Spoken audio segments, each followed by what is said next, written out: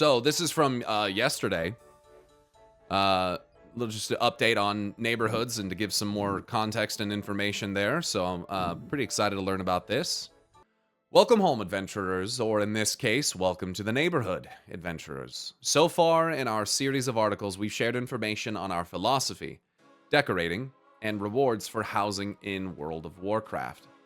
But it's time to bring you into the neighborhood. Briefly mentioned in our first post on housing, let's get into the nitty-gritty of what neighborhoods are and how they work. Before we dive into things, our usual disclaimers apply. Neighborhoods are they're a work in progress, so names, images, numbers, timing, and more may change between now and when housing is released.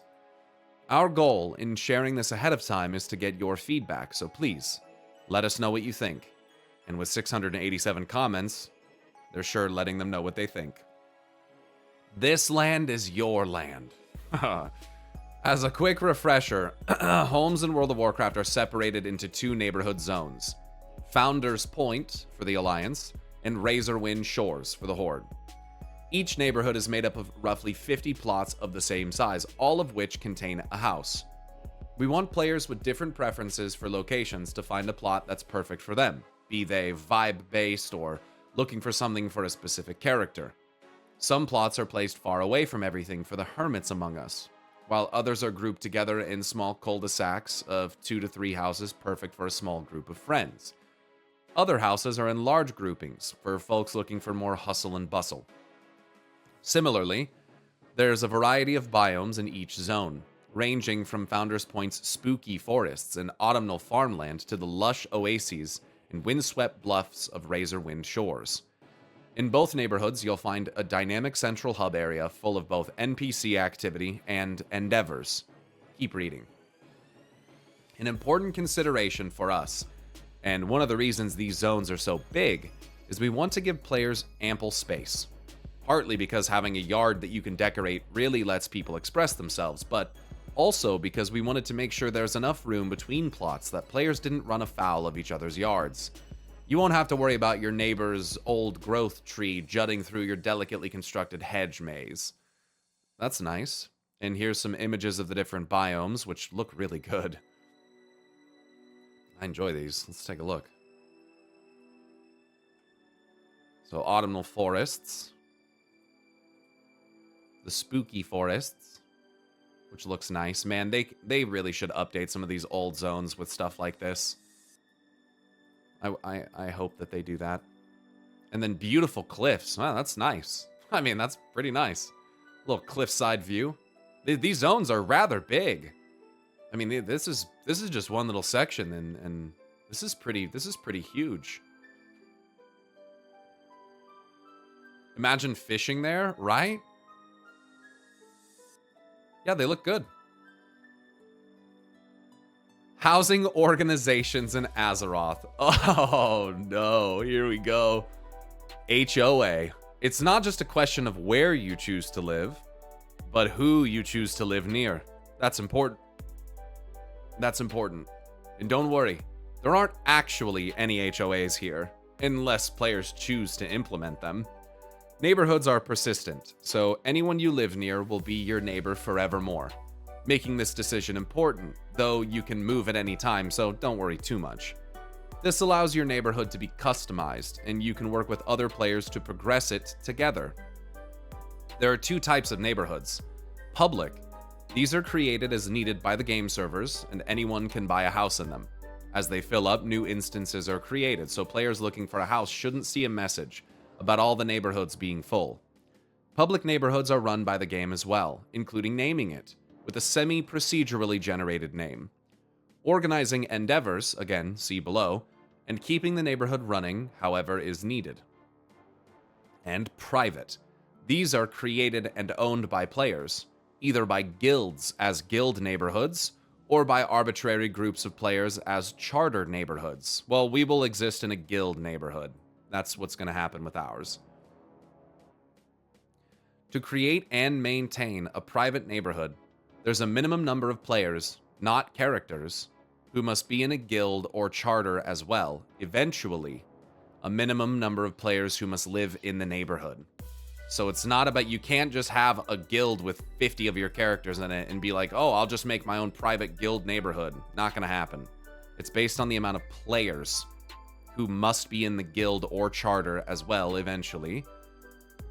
As well as eventually a minimum number of players who have to actually live in the neighborhood.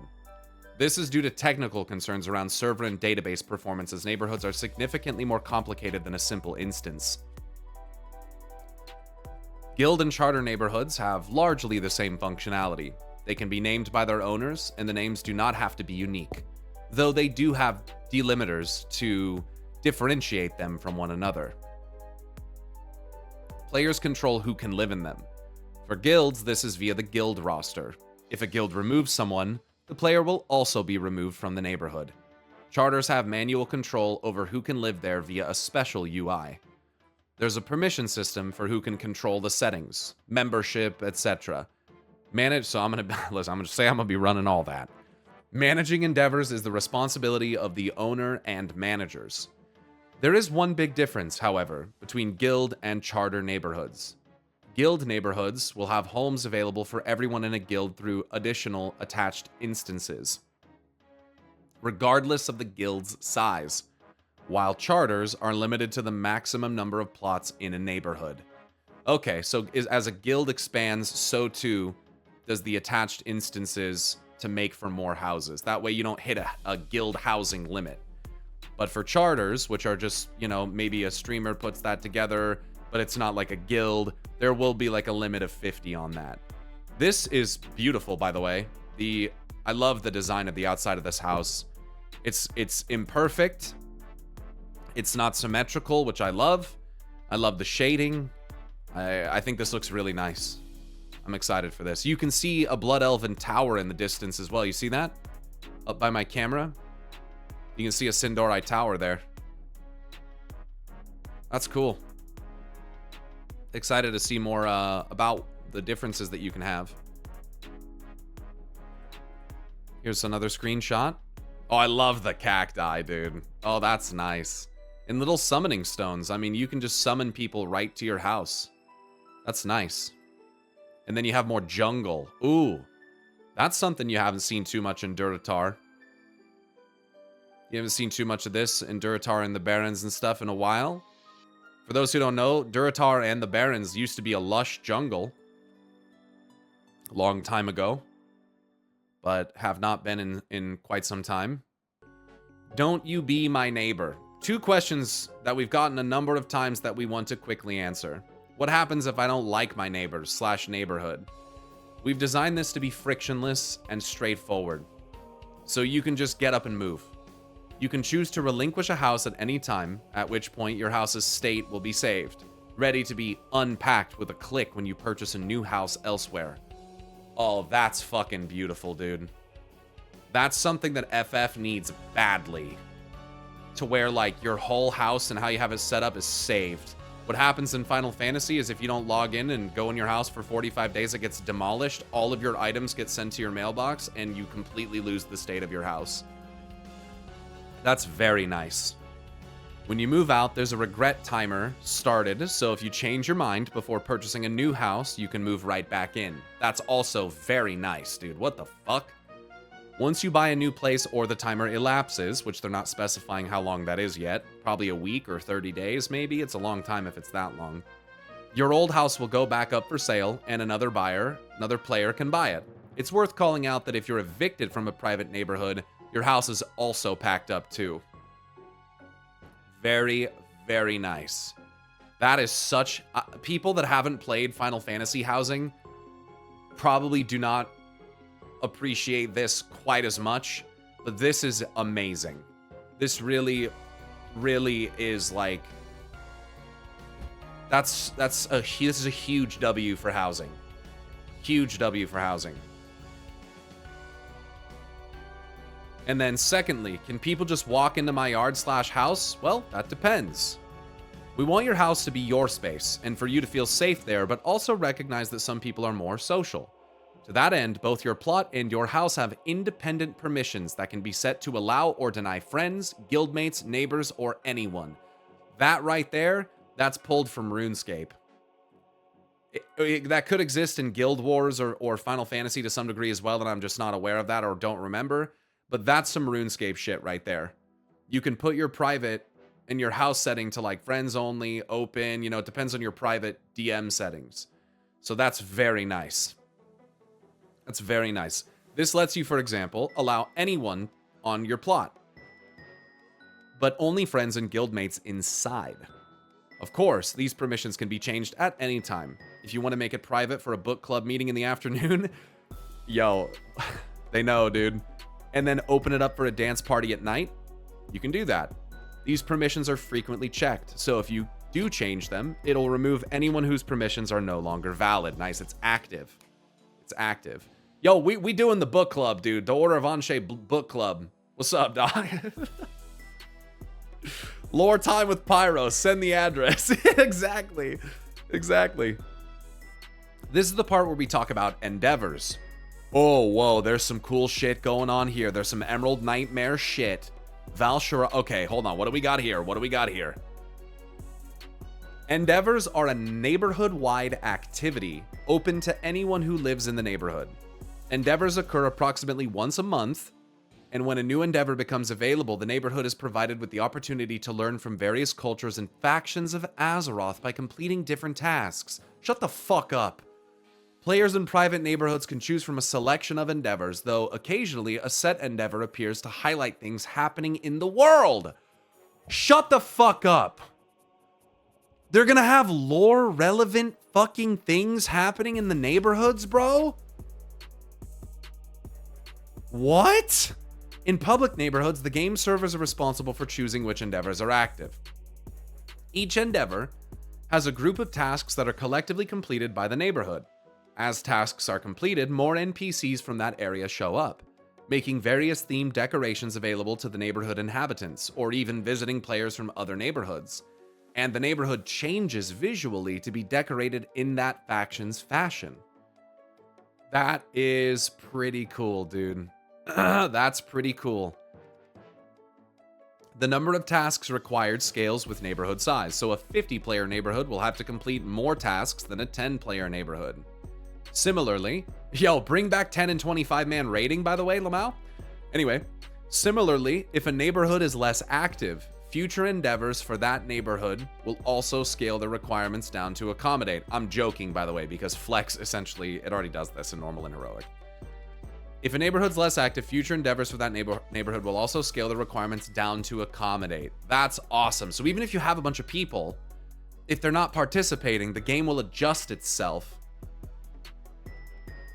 in order to make up for it. So here's pre-endeavor, and here is during an endeavor. So this is some kind of nightmare corruption occurring among the neighborhood. Little nightmare dream portal that appears there. That's pretty cool. Maybe they could do a Drust one.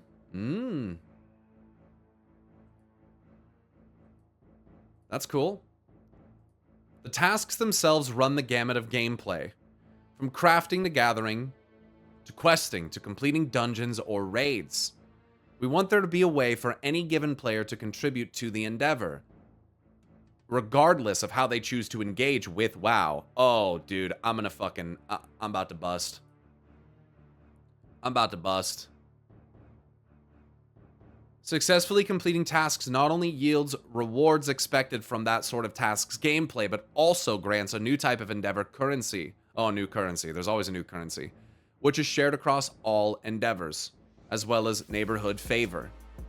Neighborhood favor is used to level up your house and earn rewards, while the endeavor currency is used to buy decorations from the visiting NPCs in either your neighborhood or your friends' neighborhoods.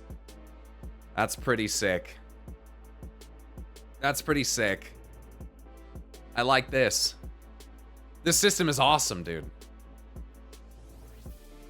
As someone who only plays The Sims to build houses, I can't emphasize how excited and hyped I am for WoW housing. I'm stoked too. I can't wait to collect weathered endeavor coins and trade them for gilded endeavor coins. All right, dude, you're timed out. I'm just teasing. There's that symbol again right there, by the way, for the Hearthstone that we saw on the timeline or whatever. Once enough tasks have been completed in an endeavor, the entire neighborhood is rewarded together, with bonus endeavor currency and neighborhood favor, as well as the ability to purchase all the decorations at the NPC, provided players have sufficient currency. Our goals for endeavors are threefold. To give the neighborhood a common goal to rally around and be rewarded for it collectively. It feels good to complete things together, and we want to encourage both synchronous and asynchronous play with your neighbors.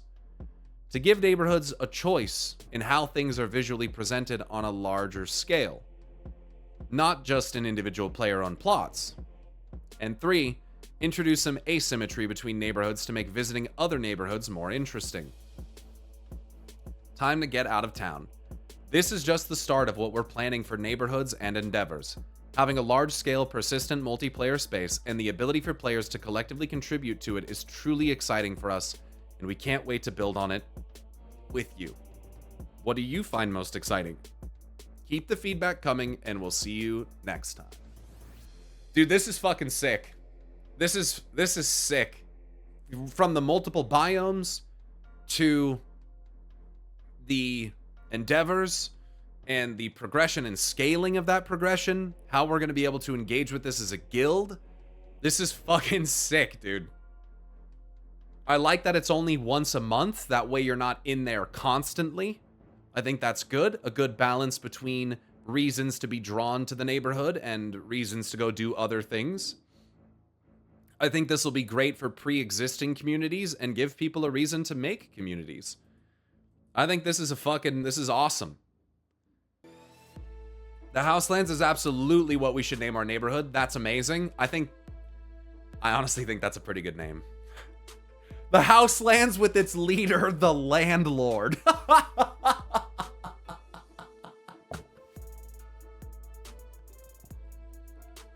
That is fucking hilarious.